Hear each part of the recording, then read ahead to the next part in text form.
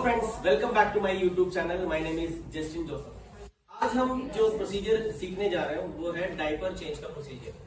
तो डायपर जो है वो उस पेशेंट्स को यूज किया जाता है जो ज्यादातर अनकॉन्शियस लेवल में हो या पेशेंट जो है वो बेड रिडन है, जो बेड से उड़ नहीं सकते, तो उस कंडीशन में हम पेशेंट को डायपर यूज किया जाता है। तो अनकॉन्शियस पेशेंट्स के लिए और कोई ऑप्शन है नहीं, हमें डायपर ही लगा के रखना होगा उस पेशेंट को यूरिन और स्टूल को पास कराने के लिए। अगर कॉन्शियस पेशेंट में भी कुछ कंडीशंस होते हैं, जैसे कि पेशेंट को लूज मोशन है या पेशेंट को स्टूल और यूरिन का सेंसेशन वगैरह नहीं है, तो ऐसे कंडीशंस में भी हमें पेशेंट को डायपर लगा के रखना है। तो डायपर का जो प्रोसीजर हमें करने के लिए हमें कुछ आर्टिकल्स की नीड है। तो आर्टिकल्स हमने यहाँ पे रेडी करके रखा हुआ है। तो ये है हमारे आर्टिकल्स। हमने एक बिग ट्रे रखा हुआ है यहाँ पे, और एक न्यू डायपर हमें चेंज करने के लिए ये रखा हुआ है, और क्लीनिंग पर्पसेस के लिए हमने वेट वाइप्स रखा है यहाँ पे। आप वेट वाइप्स भी यूज कर सकते हैं, नहीं तो आपको कॉटन पैड्स ऐसे काट के आप कॉटन पैड्स को भी यूज कर सकते हैं। साथ में हमने हाथ में पहनने के लिए एग्जामिनेशन ग्लव्स और फेस मास्क रखा है। और अगर आप कॉटन यूज करके आप क्लीनिंग वगैरह करते हैं तो आपको एक बेसन में पानी रखना है और थोड़ा सा एंटीसेप्टिक लिक्विड वगैरह, डेटॉल वगैरह उस पर डाल के रखना है अच्छे से क्लीन वगैरह होने के लिए। और उसके साथ हमने जो डायपर हम चेंज करेंगे पुराना वाला, उसको डालने के लिए एक प्लास्टिक का पन्नी, हमने गार्बेज बैग भी यहाँ पे रखे हुए हैं। ये सारी चीजें हैं जो हमें आर्टिकल्स में डायपर चेंज के लिए चाहिए। अब हम देखेंगे हम प्रोसीजर कैसे करेंगे। तो हमारे कोई भी प्रोसीजर हो, हमारे सबसे पहले का जो काम होता है वो है पेशेंट को इन्फॉर्म करना। अगर पेशेंट कॉन्शियस लेवल में है तो हम पेशेंट से परमिशन लेंगे, सर क्या मैं आपका डायपर चेंज कर दूं? उसने हाँ बोल दिया तो आप कर सकते हैं। अगर हमारे पेशेंट अनकॉन्शियस हो तभी भी हमें पेशेंट को कान में एक बार बताना है कि सर मैं आपका डायपर को चेंज कर दूं। तो हमने पेशेंट को इन्फॉर्म किया, हमने आर्टिकल्स यहाँ पे इकट्ठा करके रखा है। देन हमें करना है पेशेंट को प्राइवेसी। तो प्राइवेसी हम अगर हॉस्पिटल है तो हम शील्ड को लगा के रख देंगे पेशेंट का पूरा बेड की चारों साइड पे।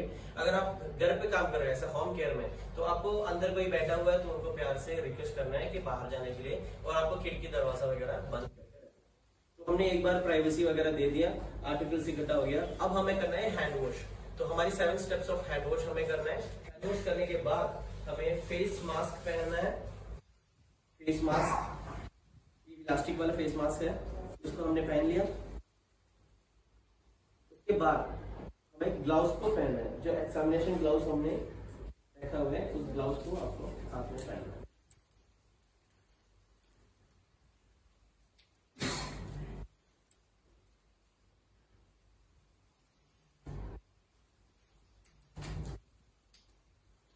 देन पेशेंट को हमें अनकवर करना है।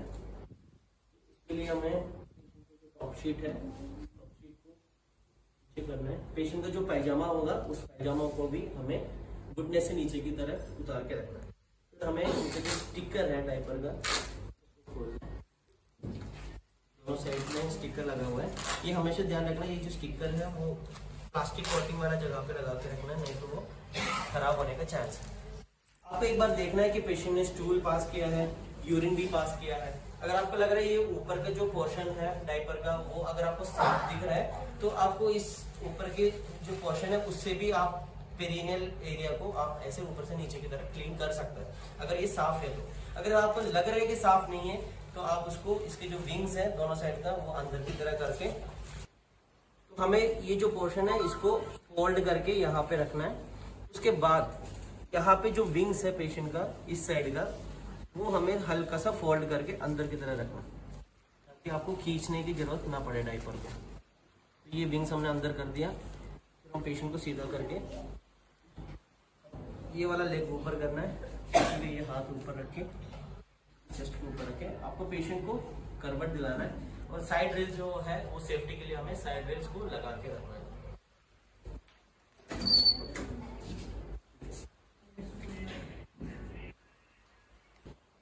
अब हमने पेशेंट को साइड पोजीशन दिया अच्छा सा। अब हमें क्या करना है, जो क्लीनिंग के लिए हमारा पास यहाँ पे हमने कॉटन पैड भी रखा हुआ है, वेट वाइप्स भी रखा हुआ है। अगर आप कॉटन पैड यूज करते हैं तो आपको उसको एक कॉटन पैड को आपको पानी में डिप करना है, जिसमें हमने डेटॉल वगैरह डाल के रखा है, और इस तरीके से आपको निचोड़ना है ताकि वो पैड की तरह आपको मिलेंगे। और आपको जो पेशेंट की जो रेक्टम है जहां से स्टूल पास करती है उसको अच्छी तरफ से राउंड में क्लीन करना है। क्लीन करने के बाद यूज किया वाला है इसको हमें पॉलिथीन में अंदर डाल के रखना है।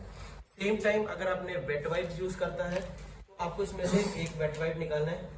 तो अगर वेट वाइप यूज करते हैं तो आपको ना पानी का ना कोई डेटॉल की जरूरत नहीं है, आपको डायरेक्टली एक वेट वाइप को उठाना है और प्राइवेट पार्ट्स को अच्छी तरफ से क्लीन करना है।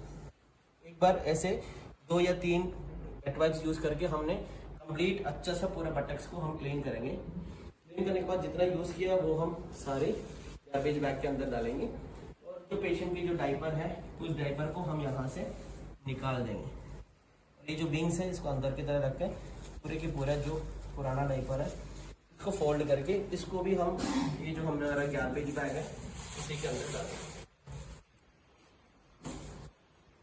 इतना करने के बाद हमें क्या करना है, हमारे ये जो यूज किया हुआ ये ग्लव्स है इसको हमें उतारना है।